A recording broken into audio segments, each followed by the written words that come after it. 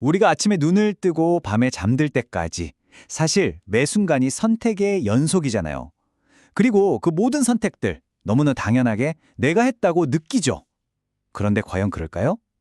이번 시간에는 바로 그 강력한 직관, 그 이면에 숨겨진 선택의 구조에 대해 한번 깊이 들어가 보려고 합니다. 자, 아주 간단한 질문부터 시작해 볼까요? 바로 오늘 점심 뭐 드셨어요? 그 메뉴 정말 내가 고른 걸까요? 한번 그 순간을 떠올려 보세요. 그 결정이 정말 내 의식적인 통제 아래서 순수하게 이루어진 걸까요? 아니면 어쩌면 보이지 않는 다른 무언가가 작용한 건 아닐까요?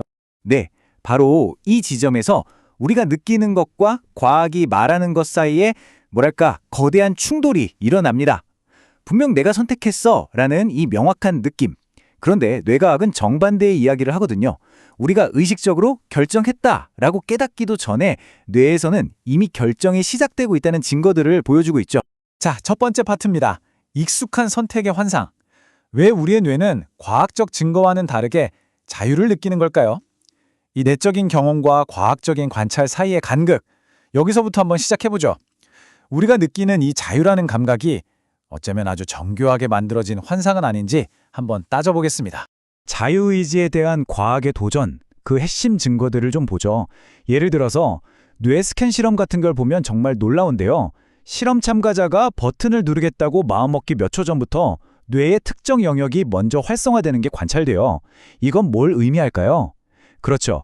결정했다는 우리의 의식보다 뇌의 신호가 앞선다는 겁니다. 사실 우리가 하는 많은 선택들이 깊은 고민의 결과라기보다는 거의 자동적인 반응에 가깝다는 거죠. 습관이라 주변 환경에 따라서요. 자, 그럼 이제 질문을 좀 바꿔야 할 것 같아요.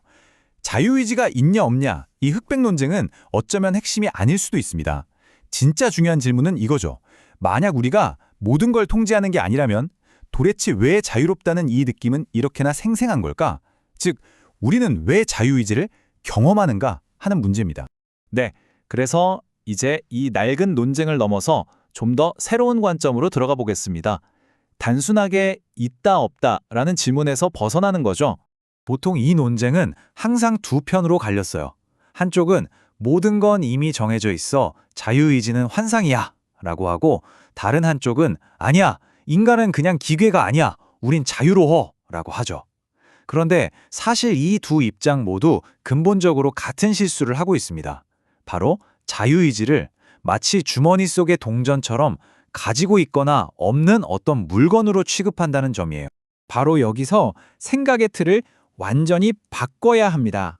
자유의지는 우리가 가지고 있는 어떤 능력이 아닐지도 모릅니다. 그게 아니라 무언가를 결정하는 그 과정 속에서 나타나는 하나의 현상이라는 거죠. 소유의 문제가 아니라 발생의 문제로 관점을 바꾸는 겁니다. 자, 그럼 그 새로운 관점의 첫 번째 조각을 맞춰보죠. 바로 뇌를 하나의 거대한 계산기로 보는 겁니다. 우리가 내리는 모든 선택의 밑바탕에는 이 계산이 깔려 있습니다. 보세요. 우리가 뭔가 하나를 결정할 때 우리 뇌는 정말 엄청난 계산을 합니다. 의식하지도 못하는 사이에요. 이걸 하면 어떤 보상이 있고 위험은 뭘까? 에너지는 얼마나 들지? 남들은 어떻게 볼까? 그리고 예전에 이랬을 때 어땠더라? 같은 과거 경험까지. 이 모든 변수들이 순식간에 저 물밑에서 처리되는 거죠. 여기서 중요한 건 이 계산이 우리가 뭘 하지? 하고 의식적으로 고민하기도 전에 이미 일어난다는 거예요. 이게 바로 모든 선택의 가장 기초적인 기반입니다. 하지만 이게 전부는 아니에요. 아직 중요한 조각이 남아 있습니다. 자, 그럼 이 계산에 대체 뭘 더해야 이야기가 완성될까요? 순수한 계산만으로는 설명할 수 없는 아주 결정적인 요소, 바로 나라는 개념입니다. 여기서 자기 모델이라는 아주 중요한 개념이 나옵니다. 자기 모델이란 건 간단히 말해서 뇌가 나라는 존재에 대해 스스로 그리는 지도 같은 거예요. 나는 이런 사람이야. 나는 이걸 중요하게 생각해. 나는 이런 경험들을 해왔어. 이런 모든 정보가 담긴 총체적인 자화상이죠. 그리고 뇌가 수행한 그 수많은 무의식적인 계산 결과들이 바로 이 자기 모델이라는 필터를 통과하는 순간 모든 게 달라집니다. 단순한 손익계산이 아니라 나에게 의미 있는 하나의 사건으로 바뀌는 거죠. 이 자기 모델이 작동하기 시작하면 질문의 종류 자체가 바뀌어버려요.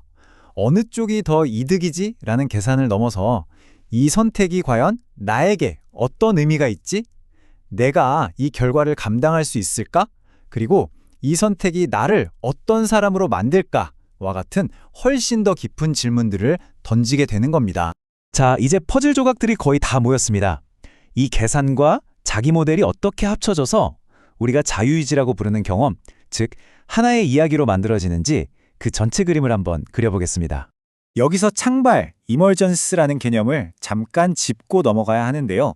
이게 무슨 신비로운 현상이 아닙니다. 그냥 구조적인 결과예요. 예를 들어볼까요? 뇌를 구성하는 뉴런 하나하나에는 의식이 없잖아요. 그쵸?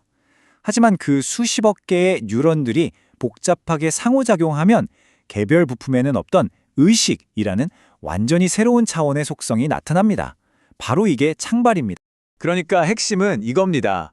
자유의지라는 경험은 저 밑에서 일어나는 무의식적인 계산들이 나라는 자기 모델과 만났을 때 바로 그때 창발하는 상위 수준의 현상이라는 거죠. 계산 과정 그 자체나 뉴런 하나하나에는 없지만 이 전체 시스템이 만들어내는 결과물인 셈입니다. 자, 이 문장이 정말 핵심을 꿰뚫고 있습니다. 자유의지는 선택의 원인이 아니라 선택을 의미 있게 만드는 구조다. 이게 무슨 뜻이냐면 자유의지가 선택을 짠! 하고 만들어내는 원인이 아니라는 거예요. 그보다는 이미 뇌 속에서 일어난 계산과 선택에다가 이건 나의 선택이야 라는 의미와 서사를 부여하는 하나의 틀, 하나의 구조라는 뜻입니다. 그렇다면 이 새로운 관점 속에서 우리가 가진 자유란 과연 무엇일까요? 우리의 힘을 원인이 아닌 하나의 능력으로 다시 한번 정의해 보겠습니다. 이 관점에서 보면 우리가 가진 자유는 결국 세 가지 능력의 조합이라고 할 수 있습니다. 첫 번째는 자기 모델, 즉 나 자신을 이해하는 능력이고요. 두 번째는 계산, 즉 결과를 예측하는 능력입니다. 그리고 마지막 세 번째는 이 모든 선택을 나의 개인적인 이야기, 서사로 통합하는 능력인 거죠. 결국 우리는 정해진 운명대로 움직이는 꼭두각시도 아니고 또 물리법칙을 거스르는 어떤 신적인 존재도 아닙니다. 우리는 그저 우리 뇌 안에서 일어나는 그 복잡한 계산의 결과물들을 가지고 나의 선택이라는 아주 의미 있는 이야기를 만들어가는 존재. 말하자면 우리 자신이라는 이야기의 위대한 작가인 셈이죠.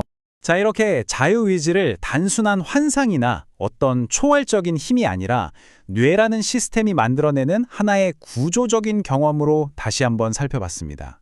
하지만 마지막으로 이런 질문이 남는 것 같습니다. 스스로를 이해하고 결과를 예측하고 그걸 자신의 이야기로 만드는 이 의식 엔진의 능력, 과연 이 능력은 인간에게만 허락된 것일까요? 아니면 그 경계를 넘어 더 확장될 수도 있는 걸까요?